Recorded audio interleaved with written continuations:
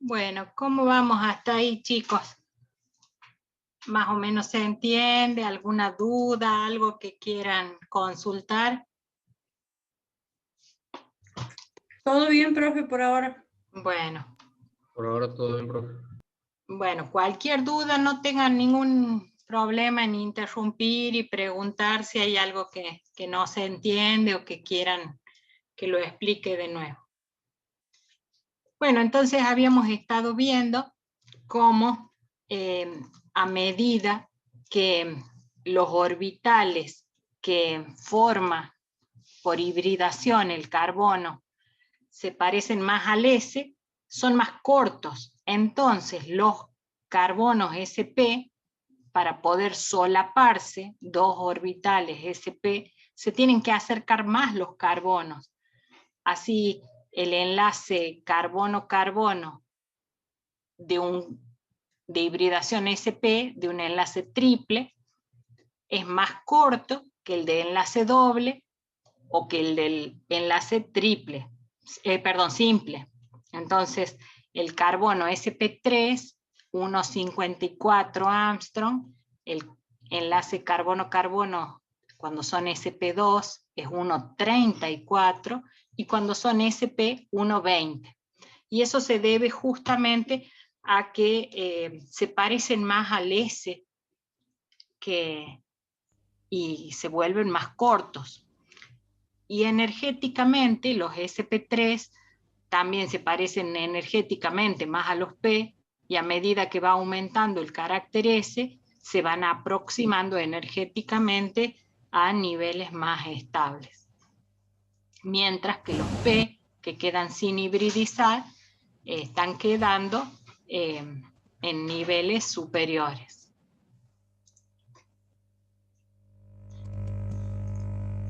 No se olviden de ponerme la asistencia en el chat, por favor.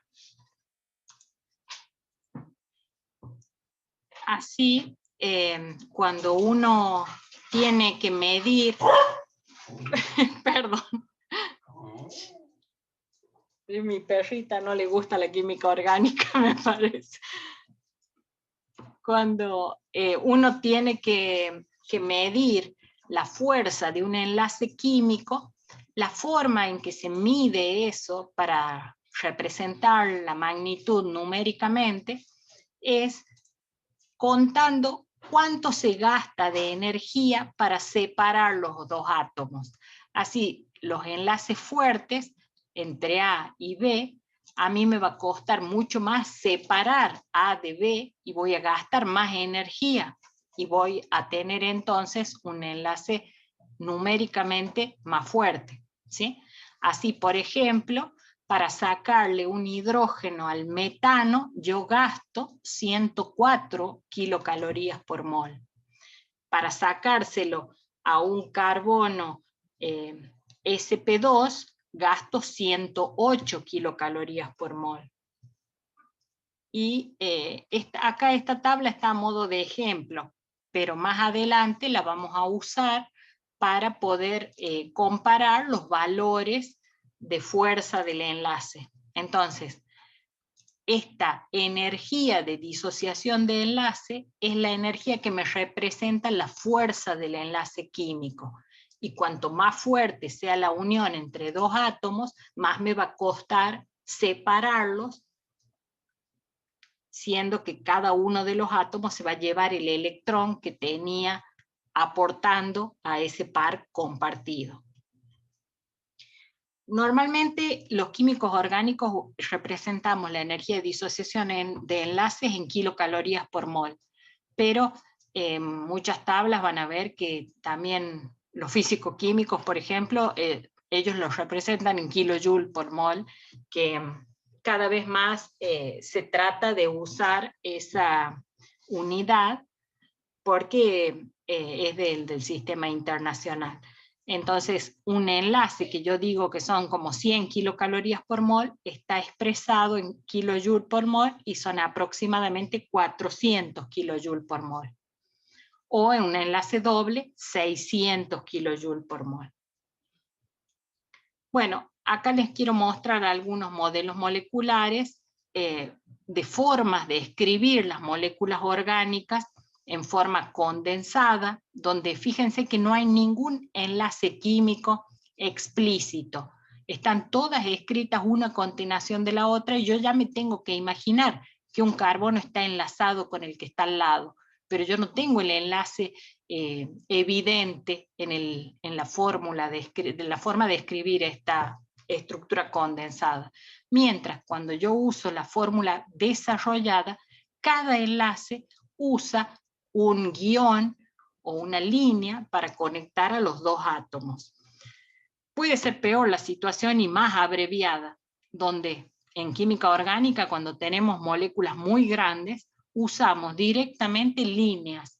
Cada línea es un enlace carbono-carbono y cada ángulo es un átomo de carbono. Entonces acá yo tendría, en todas estas representaciones, tengo la molécula de propano, que es la molécula que tiene 3 átomos de carbono. Fíjense, 3 átomos de carbono. Y acá son los 3 átomos de carbono. Y son distintas formas de mostrarlo. Les pongo estas equivalencias porque a veces lo damos por obvio, y ya dibujamos una molécula muy grande y obviamos cuáles son los hidrógenos y cuáles son los carbonos, y por eso es que les muestro cuáles son las distintas formas de representar, para que ustedes vean que son equivalentes. Y esta última es la de cuñas y líneas cortadas, donde cada línea cortada es un átomo de hidrógeno que está hacia adentro de la pantalla, mientras que estos que están con la cuña está hacia afuera, como saliendo en 3 dimensiones. Y también tenemos los modelos moleculares. En química orgánica se usan mucho, son muy prácticos. Este es de varillas, donde cada palito representa un enlace químico. Por ejemplo, este que es completamente celeste es la unión entre 2 carbonos que son celestes. Cuando tengo un hidrógeno, el enlace carbono-hidrógeno es mitad celeste, mitad blanco, porque el hidrógeno lo representan con blanco. Y la misma molécula representada en el otro modelo, que es de bolas y palitos, representa el carbono también celeste y el hidrógeno blanco. Y el modelo compacto, que es el que tiene toda la pelotita con el diámetro del diámetro atómico, utiliza esta forma, que, como les mencionaba, que se llama modelo compacto. Es como si fuese una molécula de botero, de gordita. También es importante ver cómo se representa la disposición en el espacio. Estas moléculas que están escritas así planas no están mostrando las 3 dimensiones. Todas las 3 representan la misma molécula, un átomo de bromo enlazado en el carbono central. Fíjense que acá los carbonos no se los dibuja, pero se sobreentienden.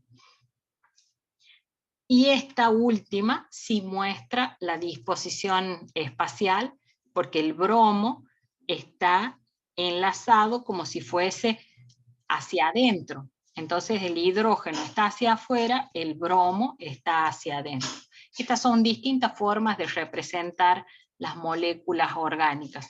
Y en el modelo de varillas, fíjense que el bromo es el amarillo y se lo representa también, como el bromo es un átomo mucho más grande, de mayor radio atómico, este palito es más largo que los otros, porque está simbolizando en forma proporcional el distinto tamaño del bromo respecto a lo que sería un hidrógeno, por ejemplo.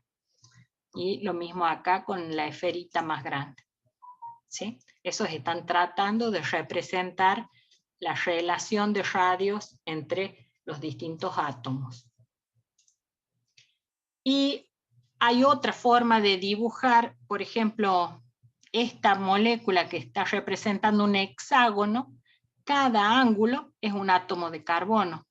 Entonces acá yo no dibujo ni los carbonos ni los hidrógenos, y con el palito ya estoy simbolizando que es una molécula con 6 átomos de carbono cerrando un ciclo, ¿sí? Y el resto se supone que se completa con hidrógeno. Cada carbono completa sus 4 enlaces con 2 hidrógenos. Entonces por eso es de que van a ver que en este ciclo cada carbono tiene 2 palitos, ¿sí? A veces uno lo da por sobreentendido y muestra los modelos, pero en algún momento hace falta aclarar que cuando faltan átomos, lo que faltan son los hidrógenos que completan la molécula, y todos los enlaces que se muestran son enlaces carbono-carbono. Bueno, ahora voy a pasar a una última cosita de los modelos moleculares. A veces, por ejemplo, se representa esta molécula que es el benceno, y en el benceno tenemos acá enlaces pi. Esto vamos a ver en el capítulo de moléculas aromáticas, pero yo les quiero mostrar cómo son los modelos moleculares del benceno. Como todos los carbonos son sp2, y dijimos que los sp2 tienen todos sus átomos enlazados sobre un plano, esta molécula es perfectamente plana, ¿sí? Y si yo la veo así de costado, está perfectamente plano. ¿Y qué hay por arriba y por debajo del plano? Y los electrones pi, que son los que se forman por el solapamiento de los orbitales p de cada carbono. Bueno, ahora vamos les muestro una última que tiene átomos diferentes, que tienen, por ejemplo, cloro. El cloro normalmente lo ponen en verde, el oxígeno lo ponen en rojo, y son distintas formas de dibujar moléculas y representarlas con modelos moleculares. A lo largo de la materia vamos a usar mucho estos modelos como ayuda para tratar de entender más fácilmente cómo se comportan las distintas familias de compuestos. Bueno, ahora les voy a mostrar otra parte que ustedes ya algo deben haber estado viendo en la química general, las propiedades físicas de los compuestos orgánicos.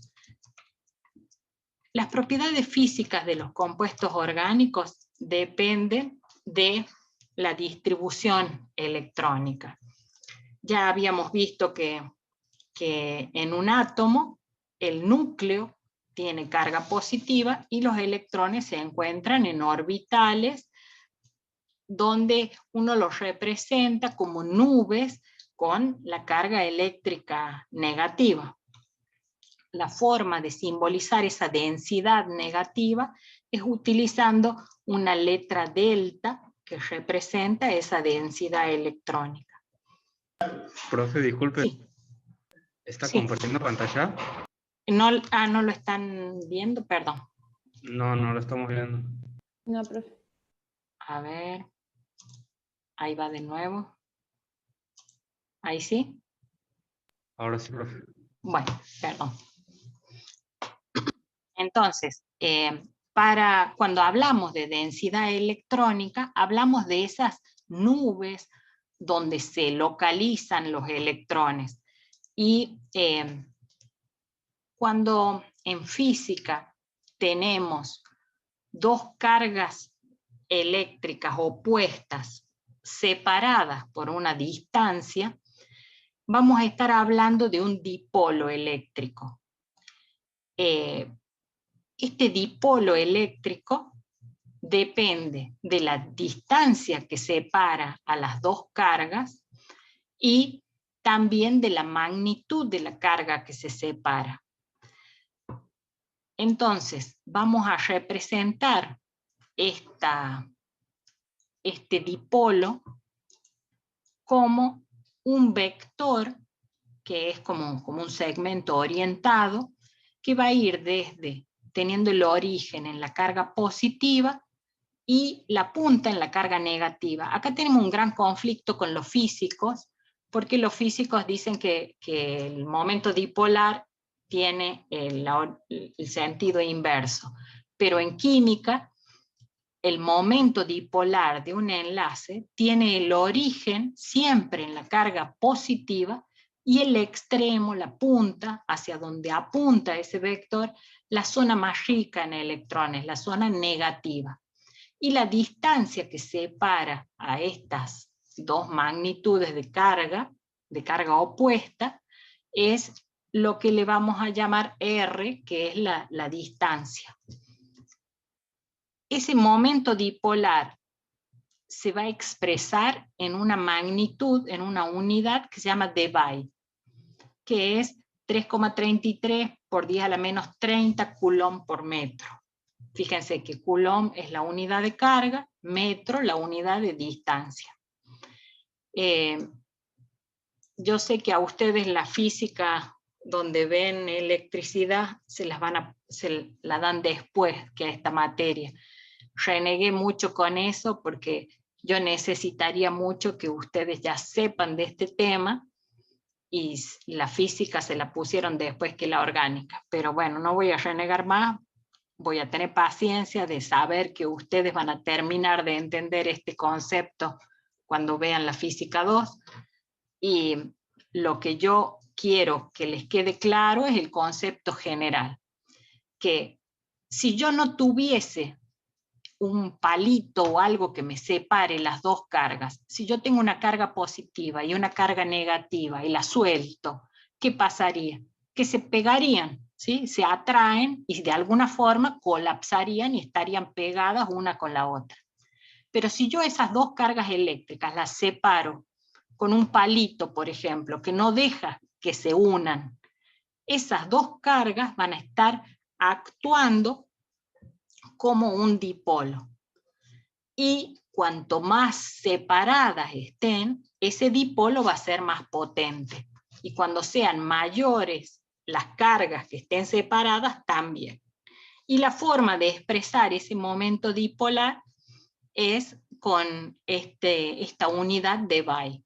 Entonces, si yo tengo un átomo muy electronegativo, como el flúor va a estar atrayendo para sí, por ser electronegativo, por la definición de electronegatividad, atrae hacia sí los electrones del enlace.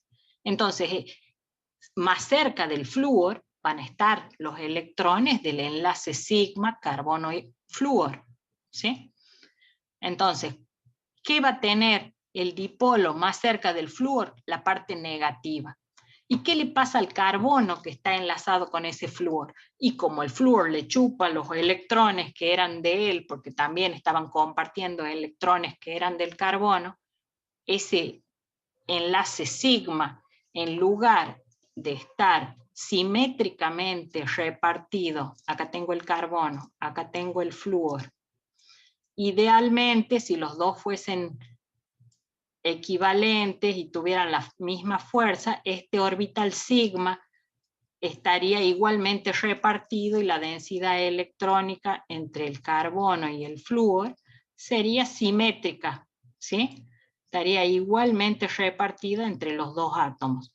Pero resulta que el flúor es mucho más electronegativo que el carbono. Entonces los electrones, el par de electrones, está mucho más cerca del flúor que del carbono. Esto hace que del lado del flúor se observe una densidad, una acumulación de electrones, una densidad de carga negativa, mientras que del lado del carbono se observa la deficiencia o pobreza de electrones, que es la carga positiva. Recuerden que cuando yo hablo de carga positiva, no es que hay más protones, sino que hay menos electrones. Lo único que se están moviendo acá son los electrones, porque acá tengo los protones del núcleo del carbono y acá los protones del núcleo del flúor. Lo único que se mueven son los electrones. Entonces, si yo tengo densidad negativa, es porque los electrones están más acumulados de ese lado, y densidad positiva es porque hay menos electrones del lado del carbono. Y esto se va a representar con un vector momento dipolar, que se usa la letra griega mu, y se representa con la flechita para que se vea que es un vector. Este vector va a tener el origen en la zona más pobre de electrones y es como que apuntara hacia donde hay más electrones. Como una reglita mnemotécnica para que sea fácil de acordarse cómo va ese dipolo, muchas veces uno lo dibuja así al origen del dipolo para que uno vea que acá es positivo y acá es donde apunta hacia donde están los electrones, ¿sí? Entonces el hecho de dibujarles esta parte acá como carguita positiva es el punto de origen del vector, ya me representa que es la zona positiva. Entonces, si yo tengo un enlace carbono, los dos tienen la misma fuerza, entonces están igualmente repartidos. Entonces, un enlace covalente apolar no tiene polaridad, ¿sí? Por eso es apolar, porque son dos átomos con la misma fuerza. Acá sí están igualmente repartidos los electrones, siempre y cuando tengan la misma hibridación. Eso es lo que vamos a aportar como complejidad en esta materia. Pero si los dos carbonos, los dos son iguales, del mismo tipo, la misma hibridación, tiran exactamente con la misma fuerza de los electrones del enlace. Ahora, entre el carbono y el flúor, el vector apunta al flúor. Entre el carbono y el cloro, apunta al cloro. Carbono y bromo, apunta al bromo. Y carbono y yodo también apunta hacia el halógeno. En todos estos casos, el vector tiene origen en el carbono y apunta hacia el átomo más electronegativo. Cuando yo me fijo cómo son los valores de la magnitud del momento dipolar, se ve que a medida que va creciendo el átomo, comienza a aumentar, pero llega un punto que en el bromo es grande, quiere decir que la distancia va a ser más grande, pero fíjense que vuelve a bajar el momento dipolar. Y eso se debe a que la electronegatividad del bromo es menor que la del cloro y que la del flúor. Entonces como que tiene un valor máximo en la polaridad del enlace carbono-cloro y luego empieza a pesar más que el halógeno no es tan electronegativo. En el caso del enlace carbono-nitrógeno, apunta hacia el nitrógeno, en el carbono-oxígeno apunta hacia el oxígeno, en el caso nitrógeno-hidrógeno, acá va hacia el nitrógeno, oxígeno-hidrógeno va hacia el oxígeno, y carbono-hidrógeno, acá tenemos que va a ir hacia el carbono, ¿sí? 2,5 de electronegatividad, 2,1 para el hidrógeno.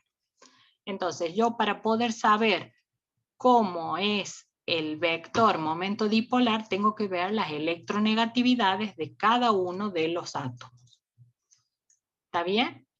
¿Se acuerdan haber visto esto en las materias anteriores o no?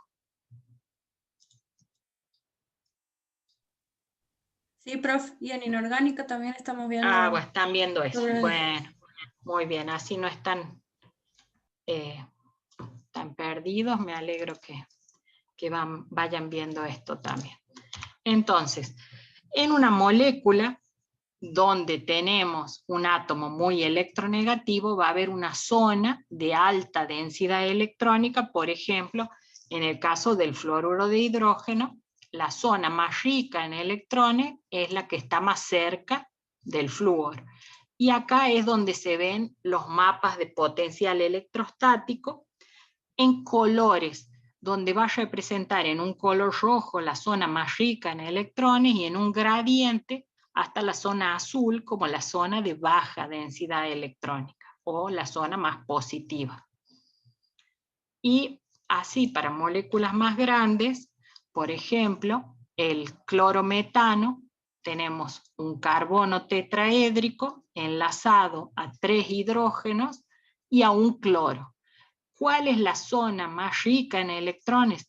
Bueno, yo tendría que representar para cada enlace cómo es el momento dipolar. Cada enlace carbono-hidrógeno, tengo un vectorcito que apunta hacia el carbono, y en el enlace carbono-cloro, un vector grande que apunta hacia el cloro. La suma, la sumatoria, perdón si me sale muy fea la letra griega, sí, las letras comunes me salen mal, imagínense las griegas, con este marcador. Entonces, la sumatoria de los vectores momento dipolar me muestran una resultante que es un vector que apunta hacia la zona donde está el cloro, ¿sí? Esa sería la resultante. Cada vez que yo represento los vectores momento dipolar, me tengo que acordar de que también tienen importancia los pares no enlazantes, que yo tengo un vector por cada par no enlazante que se tiene que sumar a esta resultante.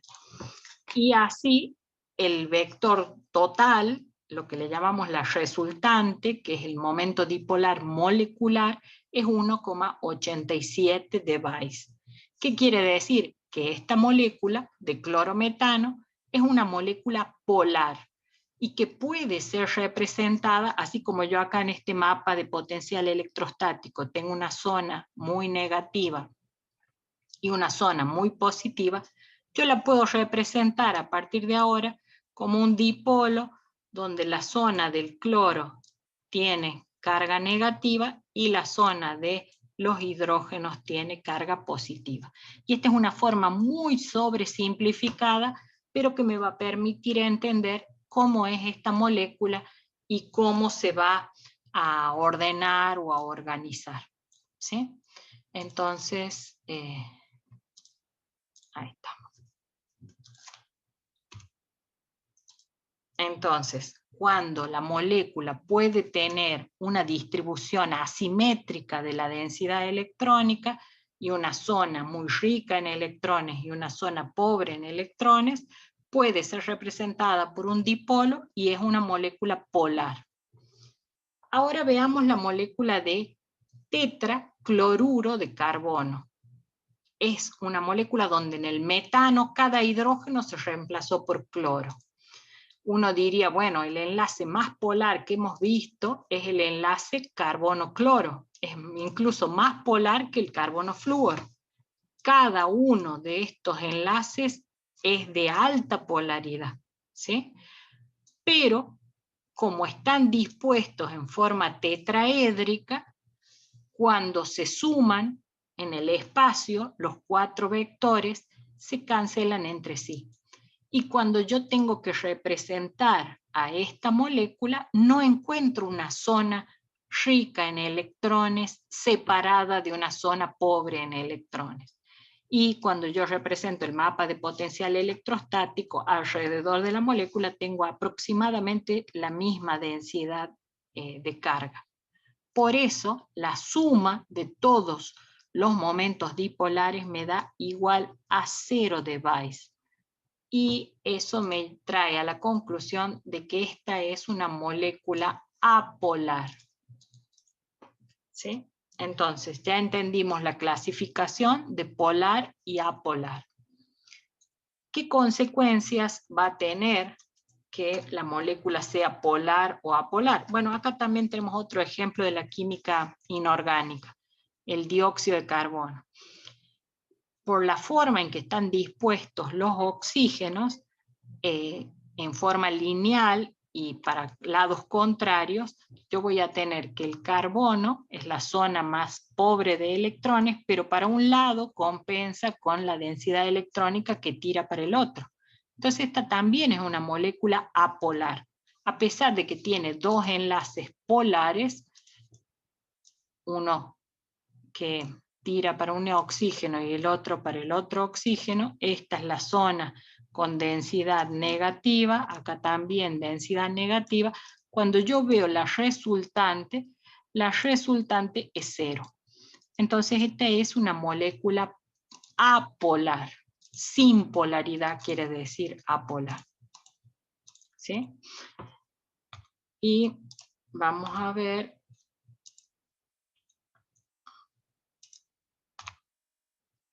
una tabla con un resumen de distintas moléculas. Las moléculas diatómicas son apolares porque son dos átomos iguales enlazados. La molécula con mucha simetría, como el metano, es apolar porque todos los enlaces se cancelan en su polaridad entre sí, lo mismo que el tetracloruro de carbono, mientras que otras moléculas como el amoníaco o el diclorometano van a tener una resultante distinta de 0. Cuanto más grande sea el valor en device de este dipolo, más polar la molécula. Así, el clorometano 1,87 es más polar que el diclorometano, que es 1,55, o que el triclorometano, que es menos polar que los anteriores, ¿sí? Porque tiene 1,02. Y directamente el tetraclorometano, polaridad 0. Así las moléculas se van a clasificar en polares o apolares. Como les mencionaba, cuanto más grande ese momento dipolar, más polar la molécula. Y así podemos representar la densidad electrónica con los mapas de potencial electrostático y vamos a ver que la zona roja es la zona más rica en electrones y la zona azul la zona más pobre. Las moléculas polares van a tener esa distribución asimétrica, mientras que las que son muy simétricas, como esta o como esta, son moléculas apolares. ¿Por qué es importante conocer cuáles son las regiones de mayor y menor densidad electrónica? Porque van a tener consecuencias en los mecanismos de la reacción. Cuando dos moléculas se encuentran en el espacio, en el 90% de los casos, lo que va a producir la reacción química es que la zona rica en electrones de una molécula ataque a la zona pobre en electrones de la otra. Y esta reacción la vamos a ver a lo largo de la materia, pero yo quiero que ustedes tengan muy en claro que este ataque de la zona más negativa hacia la zona más positiva es lo que va a producir las reacciones químicas polares de la química orgánica. Entonces, por eso es muy importante que ustedes aprendan a visualizar esa distribución electrónica de las moléculas. Y ahora vamos a ver cómo afectan también sus propiedades físicas, cómo dependiendo de si son polares o no polares, estas moléculas van a ser, se van a atraer más entre sí o menos entre sí, y esto va a producir cambios en sus propiedades físicas, como punto de ebullición, punto de fusión y otras propiedades.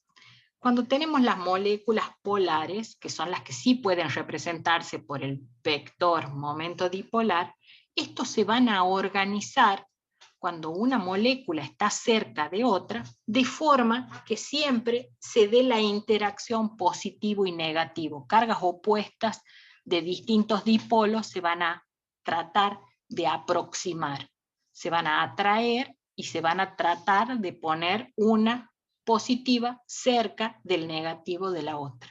Y lo mismo así a lo largo, imagínense si este fuese una molécula de una sustancia que es un líquido, todas estas moléculas van a llenar el vaso y siempre se van a acomodar de forma que el positivo quede cerca del negativo de la otra. También es importante ver el concepto no solo de polaridad, sino de polarizabilidad. ¿Qué quiere decir que una nube sea polarizable? Que tenga una nube electrónica, una capacidad de ser distorsionada en presencia de un campo eléctrico. Cuanto más grande sea esa nube va a tener la posibilidad de ser más blanda y más distorsionable entre sí. Ese es un concepto que muchas veces vamos a hablar. Polarizable no es igual a polar, ¿sí? Polarizable es como una nube. Acá tenemos el cloro, la molécula diatómica de cloro, la de bromo y la molécula diatómica de yodo.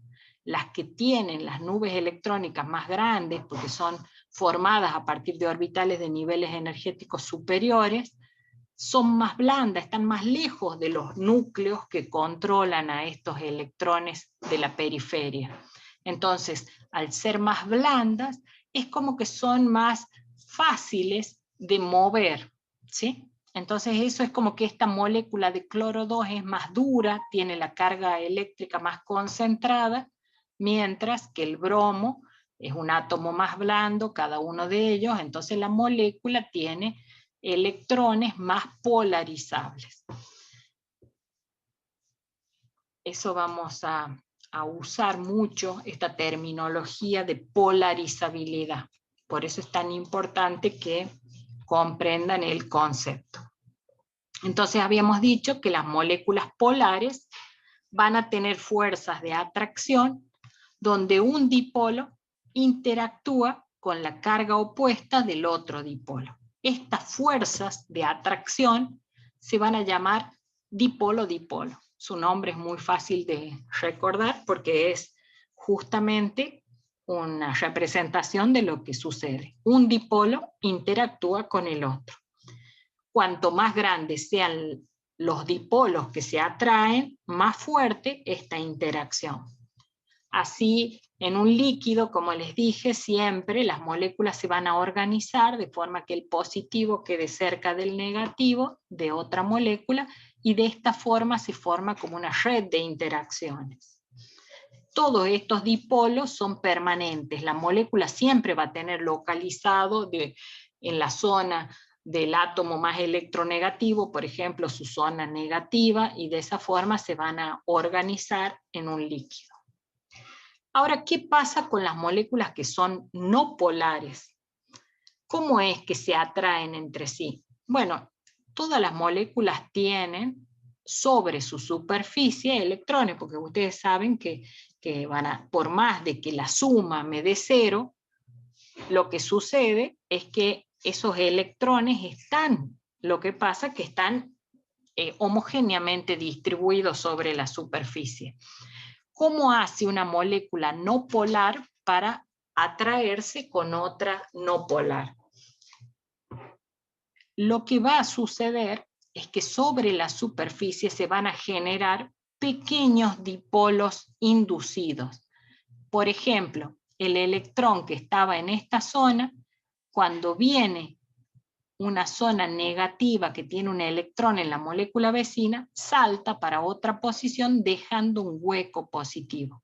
Entonces, se van a producir pares inducidos sobre la superficie de las moléculas por el propio movimiento de electrones. Si la vecina tiene un hueco positivo, el electrón va a ir justo al frente y se va a tratar de ubicar como para atraerse. Siempre es atracción entre cargas opuestas. A mayor superficie de contacto, mayor atracción. Y la intensidad de estas fuerzas va a depender justamente de ese área superficial. Estas fuerzas, que son las de atracción entre moléculas no polares, se llaman fuerzas de dispersión de London y van a depender del área superficial. Acá está la definición para si la quieren ver después. Y lo que vamos a ver ahora es, me parece que ya no vamos a llegar a ver el puente hidrógeno, eso lo vamos a dejar para la clase que viene. Lo que quiero resaltarles de lo anterior es que las fuerzas de dispersión de London son fuerzas por dipolos inducidos, mientras que la dipolo-dipolo son de dipolos permanentes, ¿sí? Entonces vamos a dejar acá y la clase que viene vemos la fuerza de atracción de tipo puente hidrógeno, ¿sí? Entonces, un ejemplo de moléculas que dan dipolo